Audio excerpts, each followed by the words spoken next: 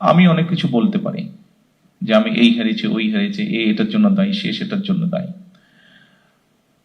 আমাকে শারীরিকভাবে নির্যাতন করার জন্য এখনো এক্সরে করলে দেখা যাবে আমার পিঠের হাড্ডিটা এখনো বাঁকা ভাবে একটু লেগে আছে, বিকজ যেহেতু প্রায় অনেকদিন আমাকে এটার পরেও ফেলে রাখা হয়েছিল, প্রপার টাইমে চিকিৎসা করা হয়নি, সেই জন্য হাড্ডিটা একটু বাঁকা ভাবে লেগে গিয়েছে।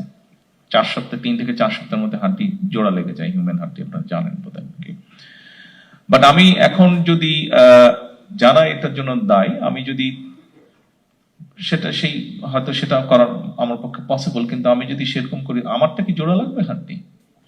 বাট আমি এখনো যেই পেইনটা মাঝে মাঝে অনুভব করি, আমার কি সেই পেইনটা চলে যাবে, বন্ধ হয়ে যাবে অনুভব করা? তা তো হবে না।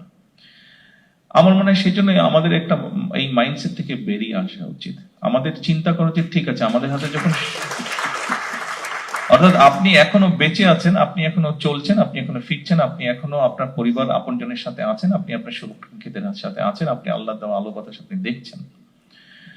আমার মনে হয় আমাদের চিন্তা করা উচিত এভাবে যে আমরা অ্যাকচুয়ালি এখন কি কন্ট্রিবিউট করতে পারি for the nation and for the people, for the country.